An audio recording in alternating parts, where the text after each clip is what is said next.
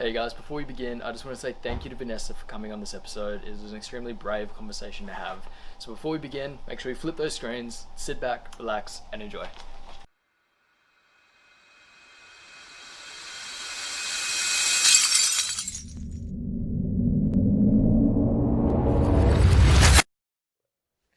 Hey guys, today I'm here with Vanessa Romito. You said it right though, so Okay. no stress, yeah. That's the main thing. Yeah. And I think a lot of you may know her from Married at First Sight.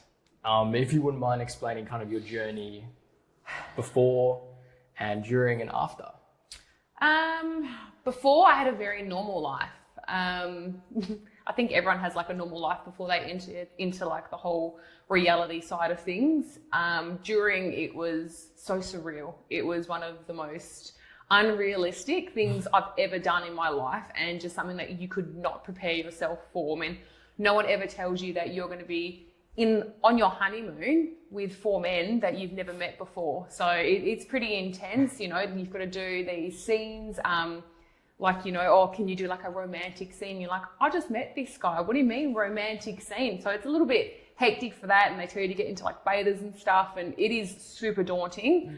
But you just do it, yeah. Stupidly. And then after the show, well, that's just some next level strength that it really takes to build yourself back up to the kind of normal level that you were before you entered into the experiment. It's just, you can never go back to the person that you once were.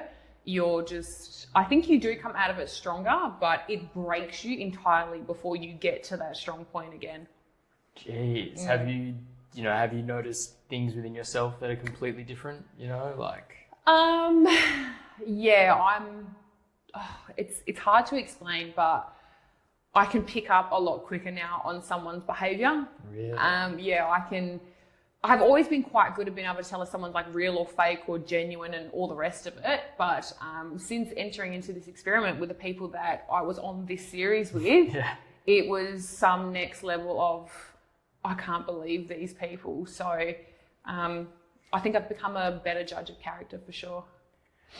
Do you think, obviously the whole reality scene in itself is, you know, a whole conversation we could go into, but I'm fascinated by like the post, you know, the after, because I think, you know, you're a prime example of, like you said, it breaks you.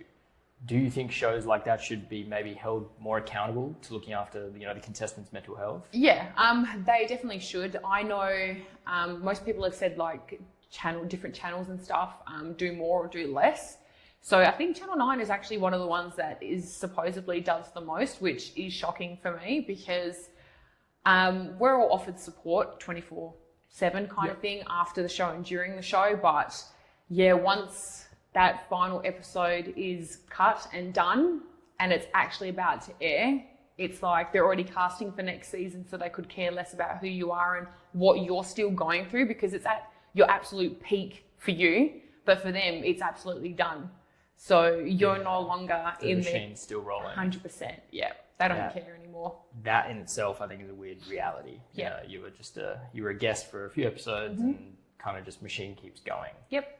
And especially if you don't play by their rules or you don't do what they say and you rebel like most of us did. Yeah. So was there a sense of camaraderie between contestants within that regard, at least? Yeah. I think a lot of people, I think this season in particular, we all kind of spoke out about what happened and our treatment about it. I don't think anyone stayed silent unless you wanted to be good on Channel 9's terms, which most of us didn't really care about, but a lot of them obviously had another agenda, so they went along with everything and played down or how bad it actually was. But a lot of us just stood together and were like, no, like we should not have 7 p.m. curfews. We're adults. We should have food and water and a hot, like warm place to be sitting in between a 17-hour days of filming. So, yeah. Yeah, that sounds like just basic human rights. 100%. That definitely get breached when you're on this kind of show. So then afterwards, like you said, you've come out stronger, and with that has become like this health and, you know, wellness journey that you're now starting. Before have that, because you talk about bullying and a few different things throughout, your Instagram, your, posts. Was bullying ever a part of your life before the show? Massively. So I've been getting bullied and teased since I was 11 years old, because that's when my skin started to become the most active. And it's not something I obviously grew out of. So I'm 32 and it's still there, but I'm a huge advocate for not trolling people and not bullying people, because regardless of what you look like, 90% of us have probably been bullied at one point or another. And I just think there's never any need for it. And I think you do become a lot stronger. I think it can go either way when you get bullied and trolled. You either completely collapse and you give in to the bully, so you're feeding them, so because that's exactly what they want to come out of it, is a reaction. And on the other hand, when you take their strength away from them and you use it for yourself and you have a voice to empower others, then yeah, I think that's what I'm definitely trying to do. Because you've got is the brand Rawness? It is. Okay. Would you like to explain what So Rawness is? it's because I believe that I'm real and I'm raw. So I'm not like most influencers that airbrush their photos, have their nails done all the time. Like, these are actually my nails and my actual hair and my actual eyelashes. Don't look at my nails. Well, you're a guy, Yeah, so I that's know. all right. But the rawness of it all is basically like the health side, the physical side, the mental side. You're more than skin deep for me. So, and I think that's what more people need to start following, because you do have such an outreach after you've been on such a public show. Yeah. And I think you should use your platform for good to promote like sustainable living, and just that your health and everything happens from like your gut, like all comes out in your skin, or stress, or just anything in your life. Like, natural has to be the best way forward, because it is the only sustainable way in life. All right, so it's nice to see. Obviously, you've come from such a rough place, gone through a large transition, and mental health obviously still such a big thing for you going forward. What's the goal with Rawness? It is to basically just teach people to be okay with themselves. Yeah. To heal themselves naturally is the biggest one for me. But just the real big message that this Instagram world is not real. Yeah. Like, looking like this 24/7, I mean, it can be real for some people, 100%. But is it sustainable? 100%. Like, this took me, like we had that conversation earlier, it took me 15 minutes, because I used to be a makeup artist, so it was quite easy for me to get ready. This took me 30. Yeah. You know what I mean? There's no makeup. So yeah, Well, lucky you. That's good though. At least you put thought into your outfit. I mean, don't get me Yeah. wrong, I did, but coming from that industry for so many years, you can kind of throw together what your look would be, and it just works for some people. But Yep. a lot of people don't have that makeup history or that health history. So I kind of want to be their person to go to that's like, you know what, I can do my quick makeup and still have the same kind of like result at the end of it, and it will still make me feel good, and the health side of it, everyone's constantly asking me, how did I get my hair so long? Is that natural hair? 100%. Yeah, nothing is fake with me, so that's my huge thing. I do have my eyebrows tattooed, so sorry. That's because my mum overplucked them when I was a kid, so they don't grow gosh, back you're a still lot. paying for that. Yeah. Jeez. But yeah, the big thing for me is that I just want everyone to feel comfortable with their own identity, and it's okay if you don't look like the clone that is posted up on Instagram, Yeah. So. For you, obviously, Instagram is now like your platform at this stage to kind of, speak out. Did anything prepare you for, that post-show explosion? There was paparazzi, there was, your Instagram went from, I don't know how many followers. I think I had like 600. And you're almost at like 40,000. Yeah.